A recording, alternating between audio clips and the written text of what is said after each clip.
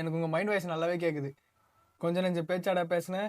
இது Saudi super cup, அதுக்கப்புறம் Saudi premier league, அதுக்கப்புறம் ஐஎஃப்சி சாம்பியன்ஸ் லீக் 2, அதுக்கப்புறம் அரேபிக் கப்பு, இதெல்லாம் வின் பண்ணிட்டு அப்படியே அதுக்கப்புறம் டைரெக்டாக வேர்ல்டு கப்புக்கு போயிட்டு வேர்ல்டு கப் ஃபைனலில் போயிட்டு தன்னோட 1000th கோல் முடிச்சு 1000th கோல் அடித்து வேர்ல்டு கப் வின் பண்ணி தன்னோட கரியரை ஃபினிஷ் பண்ணிடுவார்னு என்னென்ன பேச்சு பேசினேன்.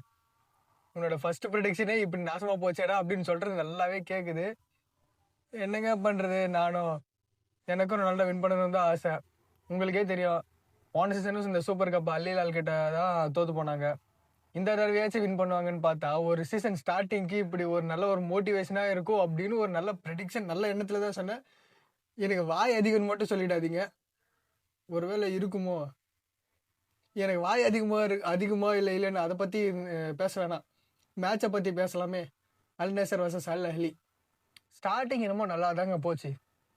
2 டீம் அற்புதமாக விளையாடினாங்க. இங்கே பாருங்க, இப்போது ஒரு டீம் நல்லா பர்ஃபார்ம் பண்ணுறாங்கன்னா அந்த டீம் நல்லா பர்ஃபார்ம் பண்ணுது அப்படின்னு சொல்கிறது கூச்சப்படாதீங்க. அது எந்த ஒரு டீமாக இருந்தாலும் சரி, உங்கள் ரைவல் டீமாக இருந்தாலும் சரி, இல்லை உங்களுக்கு பிடிக்காத டீமாக இருந்தாலும் சரி, கேம் நல்லா விளையாடினாங்கன்னா அது நல்லா விளையாடினாங்கன்னு கண்டிப்பாக சொல்லுங்கள். அது ஒன்றும் தப்பு இல்லை, புரியுதுங்களா? என்னை பொறுத்த வரைக்கும் 2 டீமே நல்லா கேம் கண்ட்ரோலாகவும் விளையாடினாங்க, நல்லா டிஃபெண்ட் பண்ணியும் விளையாடினாங்க. மெயினாக அல் நசர் ஸ்டார்டிங்லேருந்தும் நல்லா, அல் நசரும் சரி அல் அஹ்லியும் சரி நல்லா தான் விளையாடினாங்க, குட் கேம் தான் விளையாடினாங்க என்னை பொறுத்த வரைக்கும், ஓகேவா?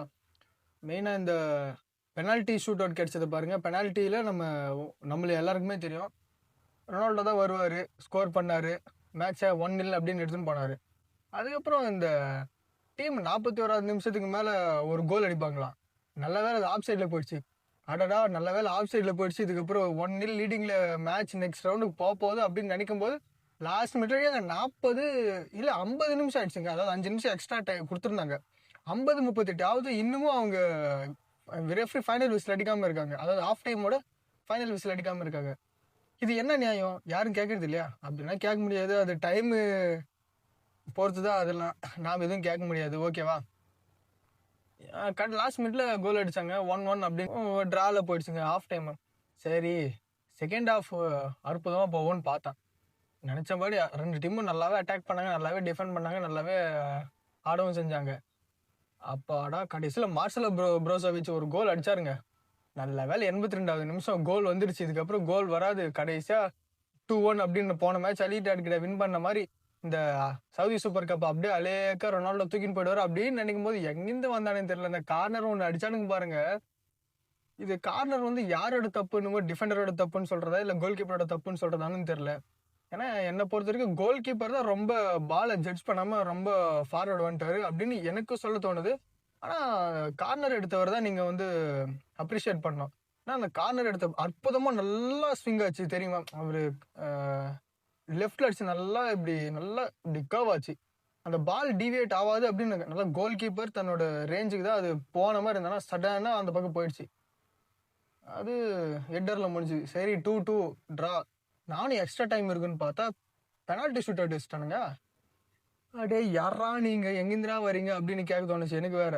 சரி, பெனால்ட்டி ஷூட் அவுட் வச்சாங்க. எனக்கு ஃபர்ஸ்ட்டு அல் நசர் கிக் பண்ண ஸ்டார்ட் பண்ணியிருந்தாங்களா எனக்கு ஒரு இது கிடச்சிருக்குங்க.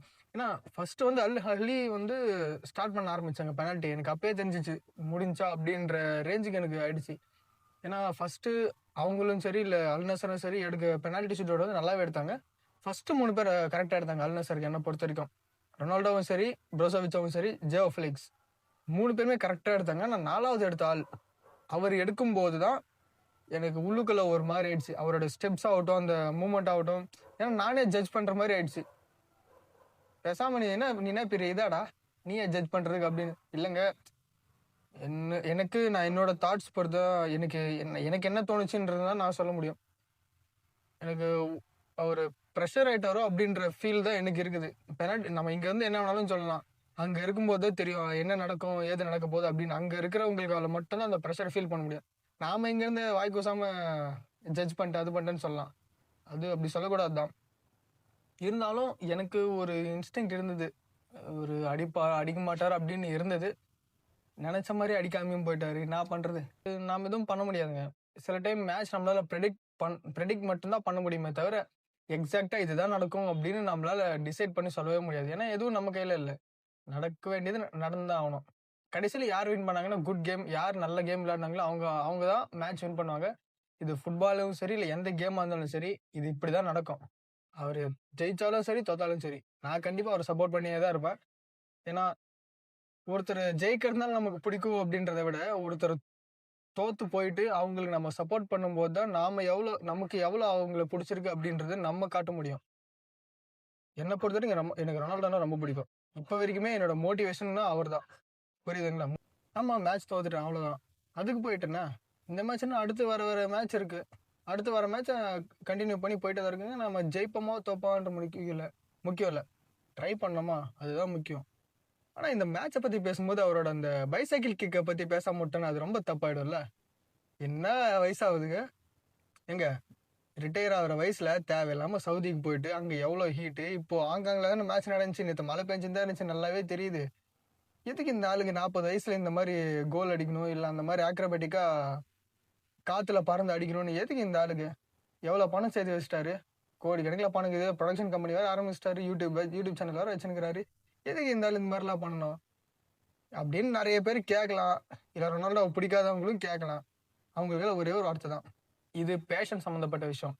லா பேஷன் சொல்றவங்க 1008 சொல்லிதான் அவங்க. ஆனா எங்களை மாதிரி ஃபேன்ஸ் எல்லாம் அதை ரசிச்சுட்டு தான் இருப்பாங்க. எங்களுக்கு தெரியும் அவர் என்னைக்கோ ஒரு நாள் வந்து ரிட்டையர் ஆக போறாரு அப்படின்றது எங்களுக்கு நல்லா தெரியும். ஆனா அவர் இந்த வயசுல தன்னை பாடியை ஃபிட்டா வச்சுட்டு மோட்டிவேட் பண்ணி இவ்வளவு நல்லா ஆடுறாருன்னா அதுக்கு காரணம் அவரோட பேஷன் மட்டும்தான்.